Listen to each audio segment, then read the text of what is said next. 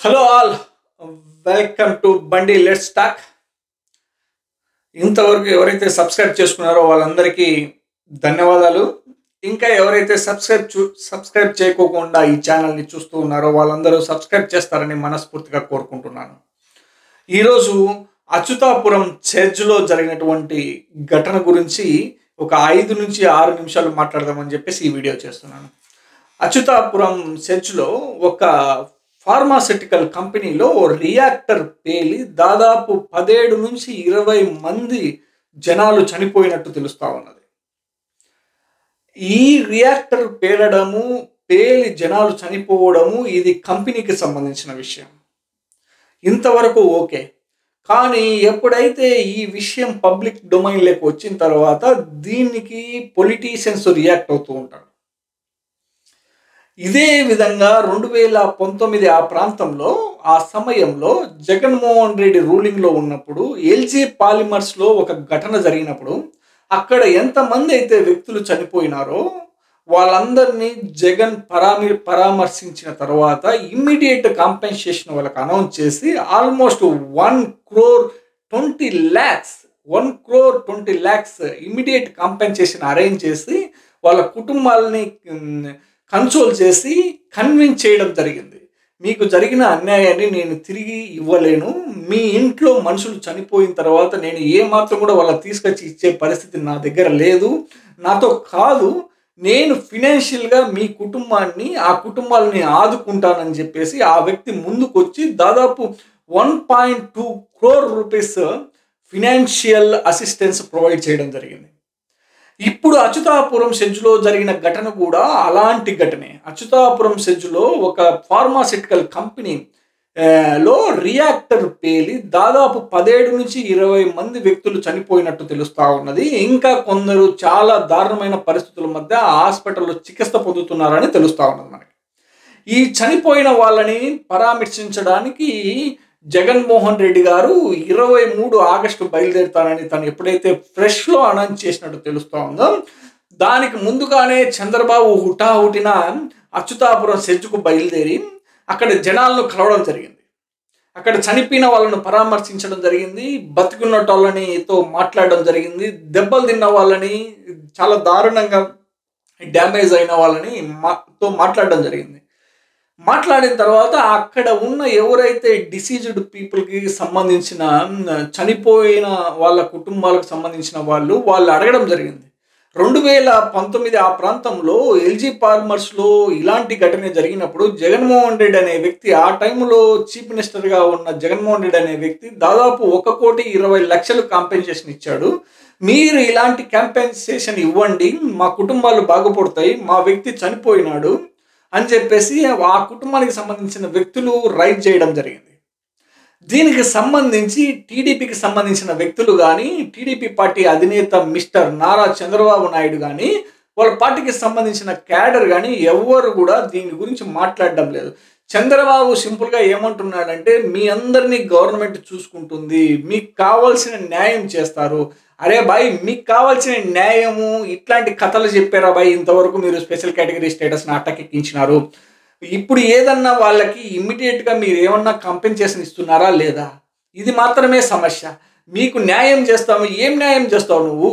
వాళ్ళు ఆల్రెడీ వాళ్ళ ఇంట్లో వాళ్ళకి సంబంధించిన మనుషులు చనిపోయినారని చెప్పేసి గోడు అని వాళ్ళు ఏడుస్తూ ఉంటే నువ్వు ఇంకా న్యాయం చేస్తా అంటున్నావు.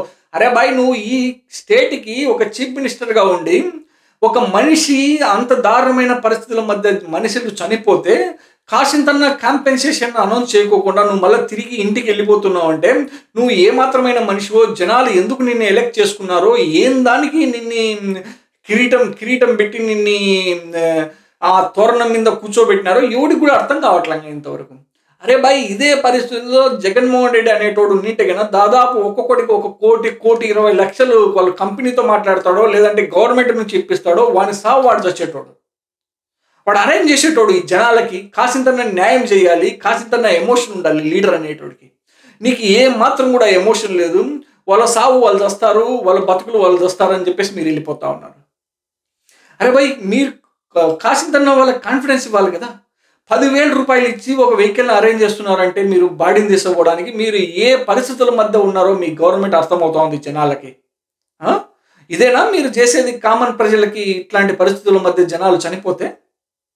కనీసము ఆ కంపెనీకి సంబంధించిన ఎవరైతే వ్యక్తులు ఉంటారో ఆ కంపెనీతో మాట్లాడి అట్లీస్ట్ ఇమ్మీడియేట్ రిలీఫ్గా అట్లీస్ట్ ఒక 10 లక్షలన్నా మీరు ఫినాన్షియల్ కాంపెన్సేషన్ అరేంజ్ చేయగలిగితే అట్లీస్ట్ వాళ్ళు మినిమం అట్లీస్ట్ 1-2 మంత్స్ అన్నా కొద్దిగా కన్సోల్ అవుతారు, కన్విన్స్ అవుతారు కదా. ఆ తర్వాత కావాల్సింటే 1 crore ప్యాకేజ్ గురించి తర్వాత మాట్లాడుతారు మీరు. ఆ? నిన్న చెప్తా ఉన్నాడు పవన్ కళ్యాణ్ అనే వ్యక్తి, ఇంకా సిగ్గు మాలిన వ్యక్తి, ఆయన సిగ్గు వదిలే చెప్తా ఉన్నాడు, మేము ఆడిట్ చేస్తే కంపెనీలు వెళ్ళిపోతాయంట. మరి అప్పుడు బొచ్చు వ్యక్తి కదరా, ఇట్ట చేయి పెట్టి ఏందో చెప్తా ఉంటుంది. జగన్మోహన్ రెడ్డి అధికారంలో ఉండేటప్పుడు మీరు ఆడిట్ చేయట్లే, గవర్నమెంట్ ఇష్టానుసారంగా కంపెనీలకి లైసెన్సెస్ ఇస్తూ ఉంది అని చెప్పేసి ఏదో పీక్కుంటివి కదా.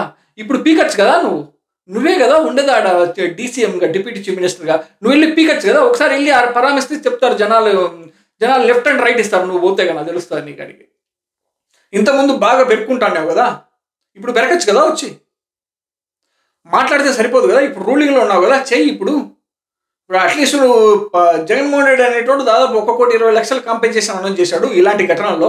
నువ్వు అట్లీస్ట్ ఒక 20 లక్షల కాంపెన్సేషన్ అనౌన్స్ చెయ్యి యాజ్ ఏ డీసీఎంగా. ఆ మాత్రం కూడా పవర్స్ లేవు మనకి.